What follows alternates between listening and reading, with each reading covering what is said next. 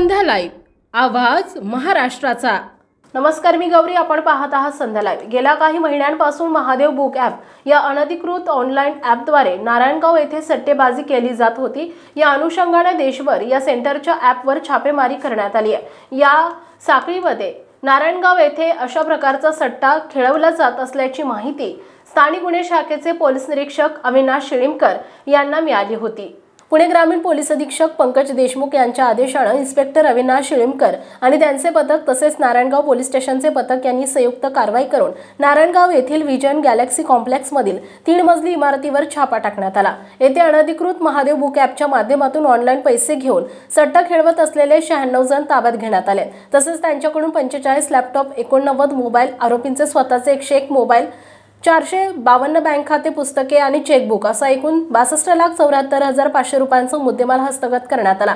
गुन्ह्याची व्याप्ती मोठी आणि आरोपींची संख्या जास्त असल्याने आरोपींना न्यायालयात हजर करण्यात आला। यापैकी मुख्य 5 आरोपी कुणाल सुनील भट राहणार जळगाव, समीर एसूफ पठाण शुक्रवार पेठ जुन्नर, रशीद कमाल अफुल्ला उत्तर प्रदेश, अमजद खान सरदार खान लखनौ उत्तर प्रदेश, यश राजेंद्र सिंग चव्हाण राजस्थान या सर्वांची वय साधारण 25 ते 27 वर्षे इतकी असून त्यांना पोलीस कोठडी देण्यात आली आहे। तसेच इतरांना न्यायालयीन कस्टडी देण्यात आली आहे। त्यापैकी 3 आरोपी अल्पवयीन आहेत, तर हा सट्टेबाज चालवणारे मुख्य आरोपी फरार आहेत अशी माहिती पुणे ग्रामीण पोलिसांनी दिली आहे। नंबर 155/2024 या गुन्ह्याअंतर्गत सेक्शन 420, 464, 465, 467, 468, 471 IPC त्यासोबतच महाराष्ट्र जुगार कायदा कलम 405 आणि माहिती तंत्रज्ञान कायदा कलम 66C या अंतर्गत गुन्हा दाखल केला आहे।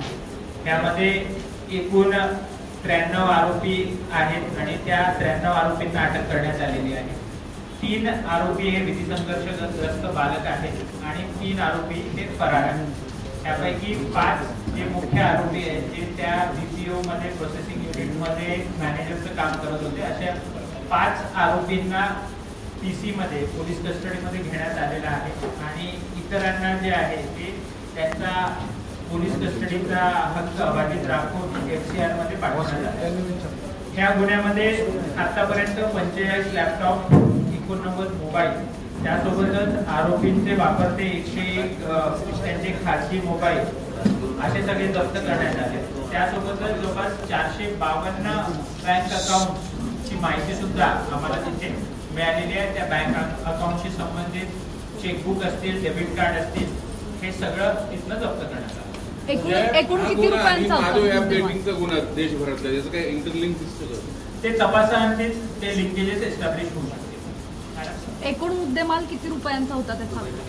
आम्ही जो जप्त केलेला आहे त्यामध्ये जवळपास 62,74,000 रुपयांचा जो मुद्देमाल आहे तो जागेवरना लॅपटॉप, मोबाईल, राउटर्स ह्या सगळ्या गोष्टी जप्त करण्यात आल्या। दुबई कनेक्शन आहे सर त्याच्यामध्ये ते तपासांती निष्पन्न होईल। सर, वेगळा प्रश्न आहे की राजगुरुनगरमध्ये संध्या लाईव्हसाठी प्रतिनिधी मंगेश पाटे, नारायणगाव। ताज्या आणि महत्त्वपूर्ण बातम्या पाहण्यासाठी आजच आमच्या संध्या लाईव्ह न्यूज चॅनलला YouTubeवर सबस्क्राईब करा आणि बेल आयकॉन प्रेस करा।